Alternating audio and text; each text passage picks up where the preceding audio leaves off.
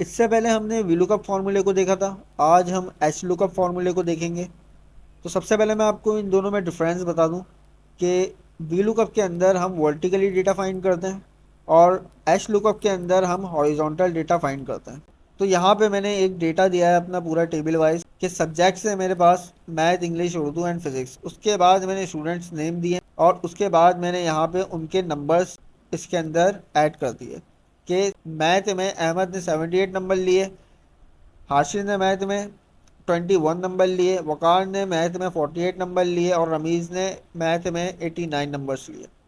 ठीक है, इसी तरीके से इंग्लिश के नंबर दे दिए इन लोगों को मैंने, उर्दू के नंबर दे दिए और फिजिक्स के नंबर दे दिए। तो जब वी लुकअप का फॉर्मूला देख रहे थे हम, तो हम उसको इस तरीके से डेटा डाल रहे थे यहाँ पे। तो इस तरीके से हमें कॉलम वाइज नंबर वो यहाँ पे हमें शो करके दे रहा था। अब जो हम नंबर डालेंगे वो हॉरिजॉन्टल वे के अंदर डालेंगे और वो हमें वर्टिकली नंबर हमें फाइंड करके देगा। तो आज देखते हैं एच लुकअप के फॉर्मूले को। यहाँ पे मैं लिखता हूँ इज इक्वल टू, यहाँ पे लिखता हूँ फिर एच लुकअप, ब्रैकेट ओपन करता हूँ और उसके बाद मैं यहाँ से हॉरिजॉन्टल अपना कॉलम सिलेक्ट करता हूँ जिसका मुझे डेटा चाहिए। मुझे चाहिए वकार का डेटा, तो मैं यहाँ से वकार को सिलेक्ट कर लेता हूँ। देन मैं यहाँ पे कॉमा डालता हूँ, उसके बाद मैं होल टेबल को अपना सिलेक्ट करता हूँ। देन अगेन कॉमा डालता हूँ और अब मुझे वर्टिकली डेटा चाहिए अपना। तो मैं यहाँ से इसको बता देता हूँ कि भाई मुझे वकार के इंग्लिश के नंबर फाइंड करके दे दो। तो इंग्लिश मेरे कौन से रॉ के अंदर है? फर्स्ट में सब्जेक्ट है, सेकंड में मैथ है और थर्ड में इंग्लिश है। तो मैं यहाँ लिख देता हूँ 3। देन मैं यहाँ अगेन कॉमा डालता हूँ, उसके बाद मैं यहाँ पे फॉल्स देता हूँ इसको और यहाँ पे ब्रैकेट क्लोज करके इंटर प्रेस करता हूँ। तो इसने मुझे बता दिया कि वकार के इंग्लिश में नंबर कितने हैं? 89। अब अगर मुझे रमीज़ का डेटा चाहिए उर्दू का, तो मैं यहाँ आता हूँ, यहाँ पर आके इसको रिमूव करके यहाँ पे रमीज़ सिलेक्ट करता हूँ। देन मैं यहाँ पे इसको बता देता हूँ कि रमीज़ का जो डेटा है मेरे पास उर्दू का, वो चौथे नंबर पे मेरा पहले पे सब्जेक्ट है, दूसरा में मैथ है, थर्ड पे इंग्लिश है और फोर्थ पे उर्दू है। तो मैं यहाँ लिख देता हूँ 4। वीलुकअप फॉर्मूले के अंदर हम कैसे सिलेक्ट कर रहे थे? हम हॉरिजॉन्टल सिलेक्ट करके उसको बता रहे थे कि फर्स्ट पे सब्जेक्ट है, सेकंड पे अहमद है, थर्ड पे आशिर है, फोर्थ पे वकार है। सही, तो इस तरह से बता रहे थे। इसके अंदर एच लुकअप के अंदर हम किस तरह से बता रहे हैं? वर्टिकली बता रहे हैं कि मैथ, इंग्लिश और उर्दू। तो यहाँ पे मैंने लिख दिया 4 और जैसे ही मैं इसको इंटर प्रेस करूँगा तो इसने मुझे रमीज़ का उर्दू का डेटा फाइंड करके दे दिया कि रमीज़ के उर्दू में 13 नंबर है। तो इस तरीके से हमारे पास ये एच लुकअप का फॉर्मूला काम करता है। तो अब मैं सारे स्टूडेंट्स का डेटा निकाल लेता हूँ अपना। तो मैं यहाँ आता हूँ, यहाँ पे लिखता हूँ टाइप स्टूडेंट नेम। यहाँ पे जो है मैं अपना नेम लिखूंगा, इसको मैं बॉर्डर कर देता हूँ। तो अब ये मुझे बोल रहा है टाइप स्टूडेंट नेम हियर। ठीक है, तो मैं यहाँ पे इसका जो फार्मूला है वो थोड़ा चेंज कर देता हूँ। मैं यहाँ आता हूँ और इस वाले बॉक्स को सिलेक्ट कर लेता हूँ जैसे हमने वीलुकअप फार्मूले के अंदर करा था और इंटर पेज कर देता हूँ। तो अभी इसने कोई रिजल्ट मुझे नहीं दिया क्योंकि मैंने यहाँ पे कोई नेम ही नहीं दिया उसको।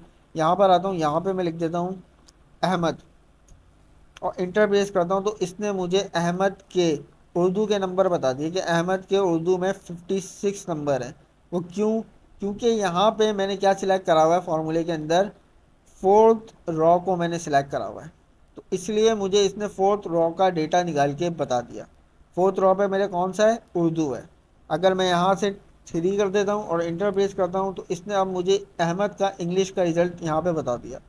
ठीक है, अब मैं चाह रहा हूँ कि मुझे बार बार नाम ना लिखना पड़े। मैं यहाँ आता हूँ, इस सेल को सिलेक्ट करता हूँ, देन मैं जाता हूँ डेटा पे। डेटा पे जाके मैं इसको डेटा वैलिडेशन पे जाता हूँ, डेटा वैलिडेशन को सिलेक्ट करता हूँ और उसके बाद मैं यहाँ पे लिस्ट को सिलेक्ट कर लेता हूँ। देन मैं यहाँ से पूरा अपना डेटा इसको बता देता हूँ कॉलम वाइज और ओके यहाँ से कर देता हूँ। अब इसने सारे नेम मेरे यहाँ पे ऐड कर दिए, अहमद, हाशिर, वकार, रमीज़। अब जैसे ही मैं सिलेक्ट करता हूँ तो ये मुझे हाशिर का डेटा दे रहा है। अब यहाँ पर आता हूँ अगेन, इसको अगेन सिलेक्ट करता हूँ वकार का, तो अब ये मुझे वकार का डेटा दे रहा है। वकार के इंग्लिश में कितने नंबर हैं? 89। अब मुझे यहाँ पे सारे सब्जेक्ट वाइज नंबर चाहिए। पहले मुझे उर्दू के नंबर बता दो, उसके बाद मुझे इंग्लिश के बता दो, उसके बाद मुझे मैथ के बता दो और उसके बाद मुझे फिज़िक्स के नंबर बता दो। इसको मैं यहाँ से रिमूव कर देता हूँ और यहाँ पर आता हूँ। यहाँ पर आके मैं इसको फार्मूला बताता हूँ, H is equal to H lookup bracket open, उसके बाद ये वाला सेल सिलेक्ट जहाँ मैं स्टूडेंट नेम डालूँगा। उसके बाद पूरा डेटा मैं सिलेक्ट करता हूँ यहाँ से अपना, देन अगेन कॉमा। उसके बाद मुझे कौन से नंबर चाहिए, उर्दू का नंबर चाहिए इस सेल के अंदर। तो उर्दू मेरे पास कौन सी रो के ऊपर है, subject first, math second, English third, Urdu fourth, तो यहाँ मैं लिख दूंगा 4, अगेन कॉमा, उसके बाद false, and bracket close and enter. ठीक है। इसके बाद मुझे इंग्लिश का नंबर चाहिए, मैं यहाँ अगेन आता हूँ, एच लुकअप लिखता हूँ, ब्रैकेट ओपन करता हूँ, जिस सेल में मैं नाम लिखूंगा उसका, उसके बाद होल डेटा सिलेक्ट, फिर कॉमा, उसके बाद इंग्लिश का चाहिए मुझे डेटा। इंग्लिश मेरी कौन सी रॉ के ऊपर है, थर्ड रॉ के ऊपर है, subject first, math second, English third, यहाँ पे मैं 3 लिख देता हूँ।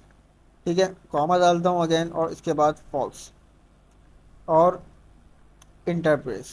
इसी तरीके से मैथ के ऊपर लगा देता हूँ, H lookup, bracket open, select cell, comma, complete data select, comma.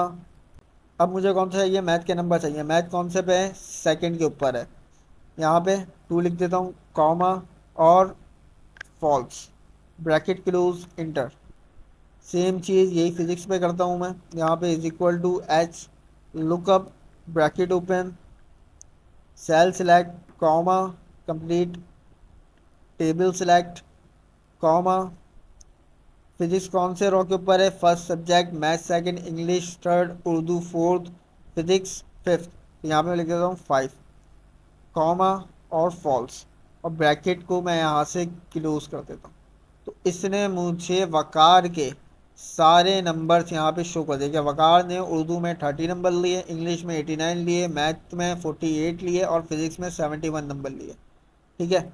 अब मैं यहाँ से अगर मैं अब स्टूडेंट नेम चेंज करता हूँ, अहमद ले लेता हूँ, तो इसने मुझे अहमद के सारे नंबर यहाँ पे बता दिए। अब मैं यहाँ से वकार सिलेक्ट करता हूँ अगेन, तो वकार के सारे नंबर बता दिए। अहमद को सिलेक्ट करता हूँ तो अहमद के सारे नंबर बता दिए।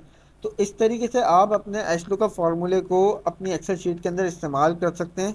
उम्मीद करता हूँ कि आपको एच लुकअप फार्मूला समझ में आया होगा, ये डिफरेंस भी समझ में आया होगा कि वी लुकअप और एच लुकअप फार्मूले में क्या डिफरेंस है। मिलते हैं इंशाल्लाह नेक्स्ट लेक्चर के अंदर। शुक्रिया।